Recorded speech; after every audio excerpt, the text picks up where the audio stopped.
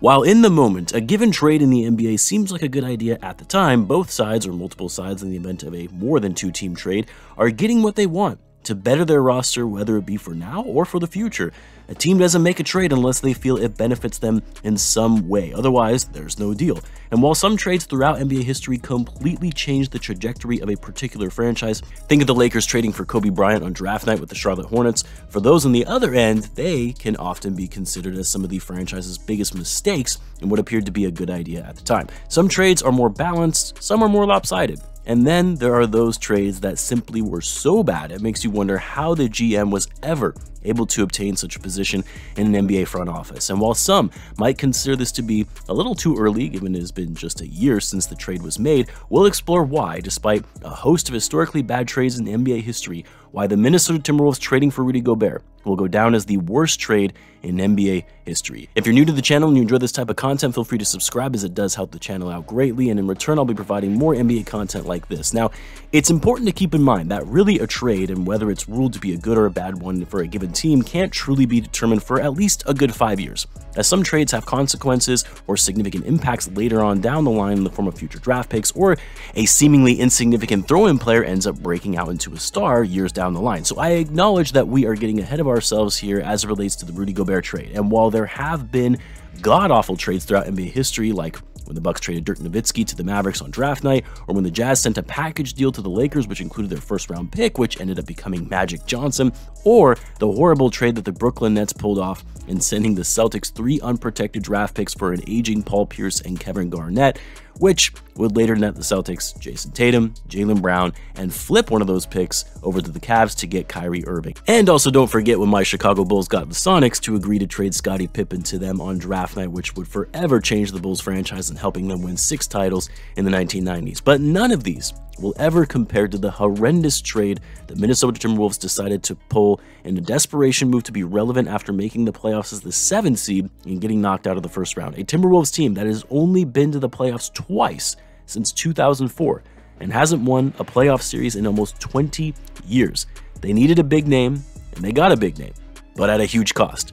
For those that don't remember, it was also viewed as a foregone conclusion that Gobert wasn't going to be staying in Utah after multiple failed playoff runs in which the Jazz continuously did well in the regular season, but would grossly underperform in the playoffs year after year. And with a new executive in Danny Ainge, as well as a new owner, the thought was that there was going to be a lot of changes, which started with the Jazz best players in Donovan Mitchell and Rudy Gobert getting moved. Now, say what you will about Rudy Gobert, but he's still a great player, one of the best defenders of his generation, an elite rim protector, 4-time All-NBA player, 3-time Defensive Player of the Year winner. You get it, he's not a scrub. So naturally, if a team was going to trade for Gobert, a team that was in need of elite rim protection and defense, you were going to have to give up a fair amount to get him. But no one, and I mean no one except for the Timberwolves, would have thought that Gobert would fetch you the kind of package he was ultimately traded for. As a refresher, the Timberwolves traded away Patrick Beverley, Malik Beasley, Jared Vanderbilt, Leonardo Balmoro, the draft rights to Walker Kessler, who the Wolves had just drafted a couple weeks prior with the 22nd pick, and 4 first-round picks in 2023, 25, 27, and 29, the first 3 being unprotected picks, the last being a top 5 protected pick in 2029. So effectively, 5 first-round picks if you include Walker Kessler, since at the time of the trade, he had yet to play in an NBA game.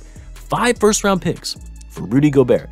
And I also don't think it would be understated that Jared Vanderbilt and Malik Beasley are also solid players as well, Vanderbilt being young too with upside potential. And then Patrick Beverley was also a huge part of what that team did the following season and going to the playoffs. They move on from him as well. Now, what makes this trade particularly bad is not that it's a massive overpay for someone like Rudy Gobert, because again, you're still getting a star player and elite rim protector in return. It's not even the draft picks themselves that make it a bad trade.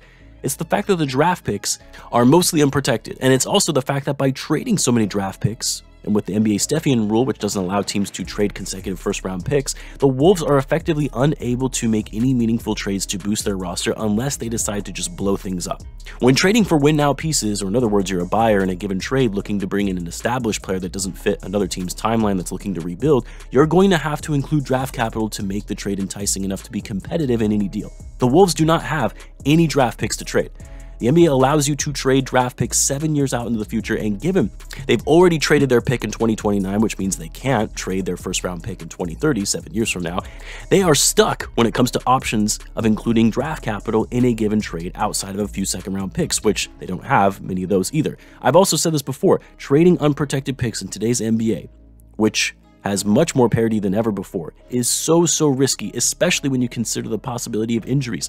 In addition to that, the fact that fit matters when you're not going to truly know the fit of the player you're trading for once they're actually on the roster, and you also don't know what other competitive moves are going to be made in the future from other teams.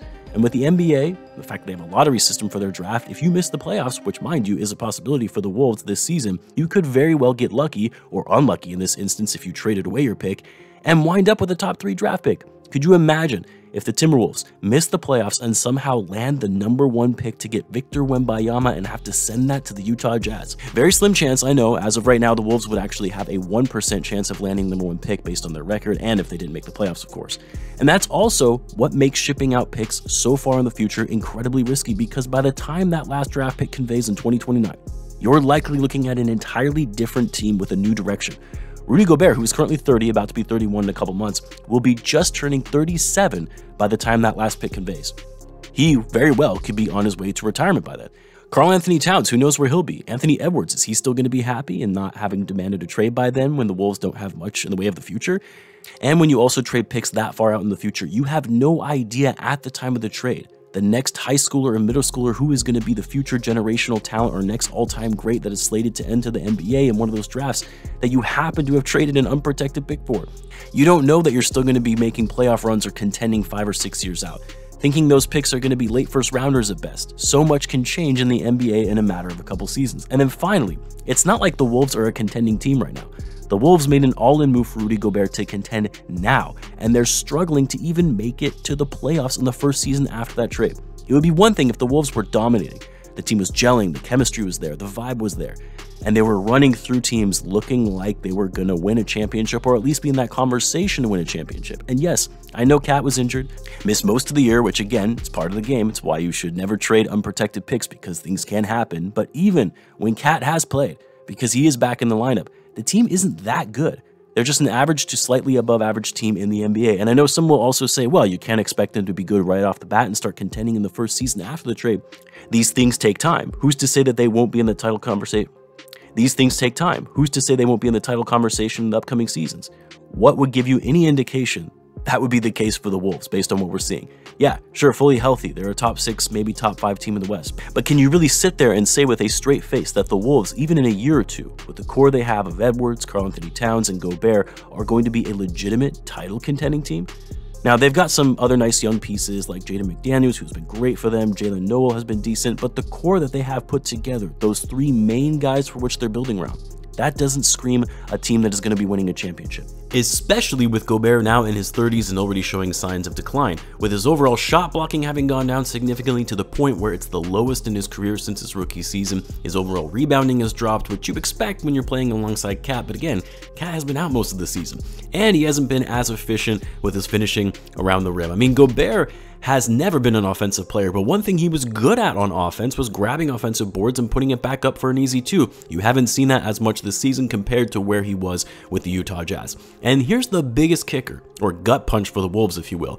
The first pick they already traded to the Jazz is looking like a young Rudy Gobert in the making. I'm not saying they're the same player, and obviously this is very premature, but Walker Kessler, especially relative to where he was drafted as a late first rounder, has been very impressive thus far. You're talking about a player who will likely get all rookie first team honors, and his skill sets are actually very similar to Gobert, as he's an incredible shot blocker, which we already knew based on what he was doing in college. He's actually blocking shots at a higher rate than Gobert despite less usage and less minutes. He's a solid rebounder, great on the offensive glass like Gobert, and he's great at finishing around the rim for putbacks and can even post up. Kessler is very big and strong, which enables his ability to overpower his defender in the paint, and he currently leads the league in field goal percentage, even though, yes, I know it's on low volume. So for the Wolves, they wanted an elite defender, rim protector, a true all-star big man to put next to Karl Anthony Towns. They got that in Rudy Gobert, but Walker Kessler is already starting to show the same kind of potential Gobert did when he was a rookie. And this is only one of the 5 draft picks they sent out to the Utah Jazz. Who knows what the next 4 picks will look like, and sure, not all the picks are going to hit. It's not like all the picks are going to turn into star-level players, but when you trade 5 picks, you're bound to hit on 1 or 2, especially considering those picks are likely going to be higher selections than the Wolves were thinking they would be, based on the trajectory of where this team is headed. Mortgaging your entire future, inability to make meaningful trades, being locked into a max contract with Gobert for the next 3 seasons after this one, not to mention the max contract they gave Karl Anthony Towns, you went all in for this. And it's why Rudy Gobert will go down as the worst trade in NBA history when all is said and done. Danny Ainge strikes again as if we didn't learn our lesson the first time. Let me know what you guys think. As always, be sure to subscribe, and I'll see you in the next one.